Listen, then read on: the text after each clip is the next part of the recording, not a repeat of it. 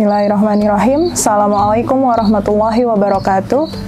Alhamdulillahirabbil alamin, alhamdulillahirabbil alamin, alhamdulillahirabbil alamin. Puji syukur kita panjatkan kehadirat Allah Subhanahu wa taala karena atas limpahan rahmatnya, atas segala kesempatan yang Beliau berikan, maka kita mampu untuk sampai di Ramadan kali ini, bahkan sudah memasuki di 10 hari terakhir.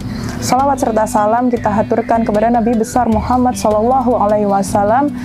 Semoga kita bisa menjadi barisan beliau sampai ke surganya Allah kelak. Karena itu memang salah satu harapan agar kita bisa menjadi barisan beliau di akhirat nanti. Alhamdulillah, puasa Ramadan kali ini sudah memasuki 10 hari terakhir. Bagaimana dengan ibadah kita? Bagaimana dengan puasa kita? Bagaimana dengan amalan-amalan yang sudah kita lakukan? Apa persiapan kita untuk sampai di akhir Ramadan ini?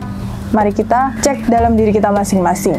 Apakah menyambut Lebaran ini kita sudah semaksimal mungkin dalam beribadah, atau kita justru malah mempersiapkan Lebaran ini sudah semaksimal mungkin dalam mempersiapkan hari-hari Lebarannya dengan membelanjakan baju baru, membelanjakan makanan-makanan yang sudah biasa hadir di meja rumah kita di Lebaran, atau lain sebagainya. Atau justru kita sibuk menangisi akhir Ramadan ini.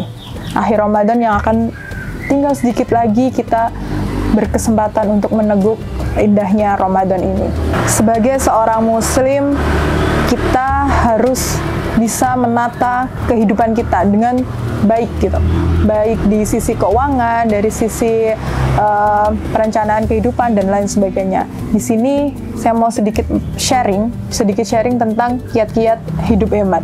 Sebenarnya bagaimana sih kita membelanjakan uang yang kita miliki gitu. Yang pertama, pembagian uang. Ketika kita memiliki uang itu, yang pertama adalah kita harus menyelesaikan semua kewajiban yang kita miliki, baik itu tunggakan sekolah, bayaran cicilan dan lain sebagainya yang menjadi sebuah kewajiban untuk kita, itu harus kita tunaikan terlebih dahulu. Yang kedua adalah ZIS, yaitu kita harus memplotting dari pendapatan kita untuk zakat, infak, dan sedekah. Yang ketiga adalah untuk saving, untuk nabung. Jadi kita harus prepare untuk kehidupan ke depan nanti, yaitu dengan menabung. Dan yang terakhir baru membelanjakan kebutuhan. Jadi belanja itu ada di akhir, bukan ada di awal, baru setelah itu sisanya adalah untuk tabungan, untuk zakat dan lain sebagainya. Karena kebutuhan itu kalau diturutin itu tidak akan pernah ada habisnya. Kenapa sih kita harus berhemat? Gitu.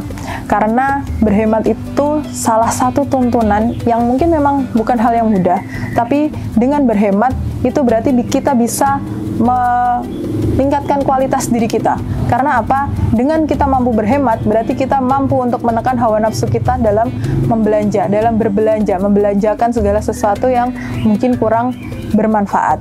Dan berhemat itu juga salah satu bentuk untuk kita bisa memantaskan diri kita di hadapan Allah Subhanahu wa taala bahwa kita mampu mengelola keuangan yang lebih baik gitu.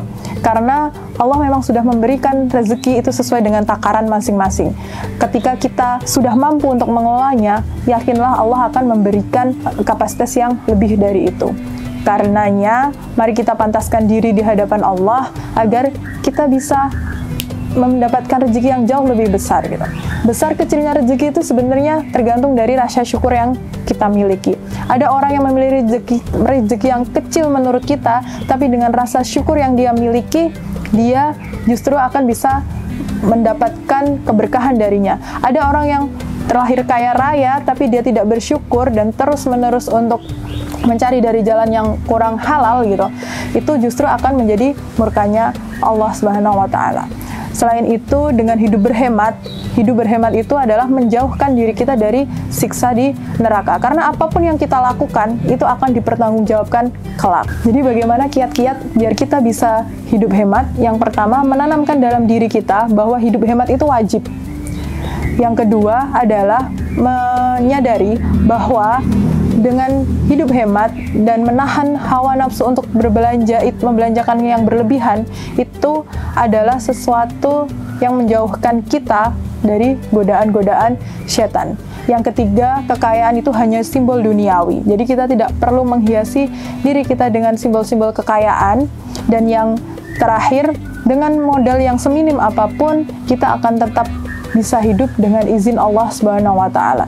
Jadi belanjakan harta kita di jalan yang baik, di jalan yang benar, di jalan yang Allah ridhoi, karena apapun yang kita lakukan, ridhonya Allah lah yang kita harapkan.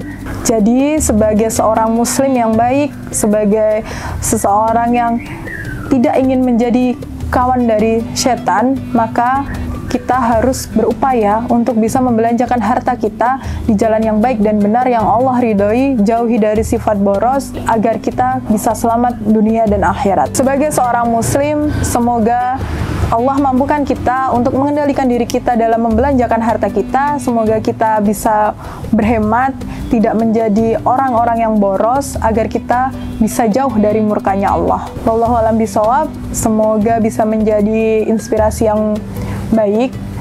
Segala kebenaran datangnya dari Allah dan segala kekurangan datangnya dari diri saya pribadi. Assalamualaikum warahmatullahi wabarakatuh.